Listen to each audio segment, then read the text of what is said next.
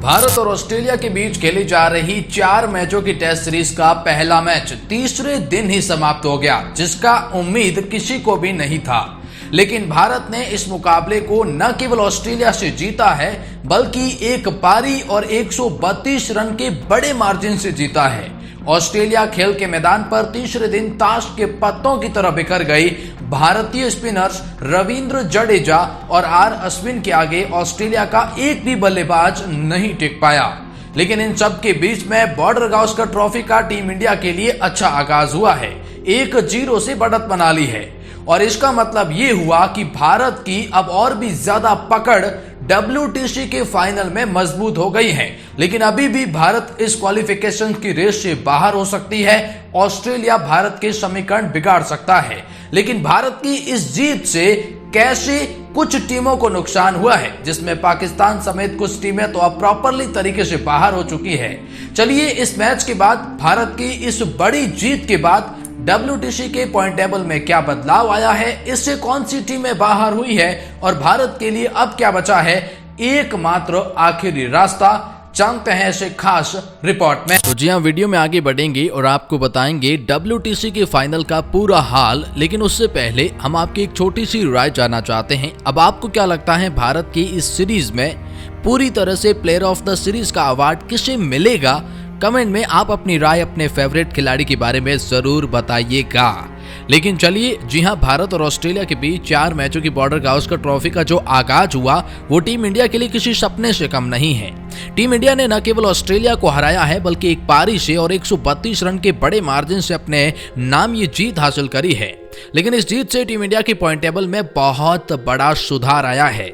और कैसे अब टीम इंडिया की वजह से कुछ टीमें बाहर हो गई है, तो अभी भी कैसे टीम इंडिया की मुश्किलें बढ़ सकती है, सब कुछ जानते हैं। पूरा पॉइंट टेबल का हाल, इस मैच के बाद क्या कुछ रहेगा टीम इंडिया का WTC फाइनल।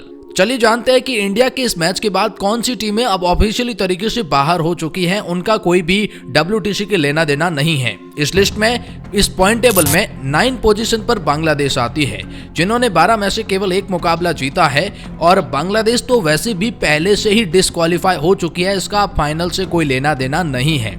इसके बाद न्यूजीलैंड क्रिकेट टीम 8वें पायदान पर है, इनका भी कोई लेना देना नहीं है। 11 में से 2 मुकाबले जीते हैं इन्होंने। इनका विनिंग रेट जो परसेंटेज है वो है 27%, तो ये भी बाहर है। अब 7वें पायदान पर पाकिस्तान क्रिकेट टीम है। पाकिस्तान के भी अब सपने टूट चुके हैं भारत की जीत के बाद। 14 में से केवल 4 मुकाबले जीते हैं, 39% विनिंग रेट इनका है और पूरी तरह से पॉइंट टेबल की रेस से बाहर है। 6th पोजीशन पर वेस्ट इंडीज क्रिकेट टीम, 11 में से 4 मुकाबले जीते हैं, 40% विनिंग रेट है और ये भी इस लिस्ट से बाहर है। 5वें पायदान पर इंग्लैंड क्रिकेट टीम, 22 में से 10 मुकाबले जीते हैं, 46% विनिंग रेट है, लेकिन ये भी इस पॉइंट टेबल की रेस से बाहर है। यानी ये 5 टीमें तो प्रॉपरली तरीके से भारत की इस WTC की फाइनल की रेस से बाहर हो चुके हैं। लेकिन अब बात करते हैं कौन सी टीमें इस WTC की रेस में बने हुए हैं और भारत के लिए कौन सी सीरीज या कौन सी टीम बड़ी मुश्किल बन सकती है। पॉइंट टेबल में 4थे पायदान पर साउथ अफ्रीका है।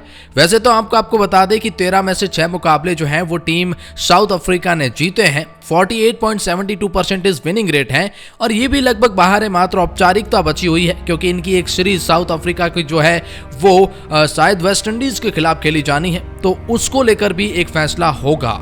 लेकिन कहीं न कहीं साउथ अफ्रीका की उम्मीदें टूट चुकी है, वो हम आपको आगे जाके पूरा पॉइंट टेबल समझाते हैं। तीसरे पायदान पर श्रीलंकन क्रिकेट टीम है, 10 में से 5 मुकाबले जीते हैं, 53.33% है। टीम इंडिया के लिए सबसे बड़ी कोई दुश्मन की टीम है तो वो यही है, कैसे वो भी बताएंगे आपको। लेकिन दूसरे पायदान पर इंडियन क्रिकेट टीम आ चुकी है। इंडिया ने 15 में से 9 मुकाबले जीते हैं, 61% की विनिंग रेट इनकी हो चुकी है और बहुत अच्छा काम इंडिया ने ऑस्ट्रेलिया के खिलाफ किया है और ऑस्ट्रेलिया की विनिंग रेट को नुकसान हुआ है। 16 में से 10 मुकाबले जीते हैं और 70% की इनकी विनिंग रेट है। ऑस्ट्रेलिया की जो सबसे जो 74 से शायद डायरेक्ट 70% पे आ चुके हैं। अब इंडिया के लिए क्या समीकरण बनते हैं? सबसे पहले तो इंडिया को कहीं ना कहीं बचे हुए 3 मुकाबलों में से 2 मुकाबले हर हाल में जीतने जरूरी है। या इंडिया एक हार भी जाती है तो भी इंडिया को कोई डिफिकल्टीज नहीं आएगी, लेकिन अगर जे इंडिया 2 मुकाबले जीत गई तो 100% क्वालिफिकेशंस की रेस तय करेगी, कोई भी टीम उनके लिए मुश्किल नहीं बनेगी। इंडिया अगर 2 मुकाबले नहीं जीत पाती है तो इंडिया को डिपेंड होना पड़ेगा श्रीलंका और न्यूजीलैंड के बीच खेले जाने वाली उस सीरीज से।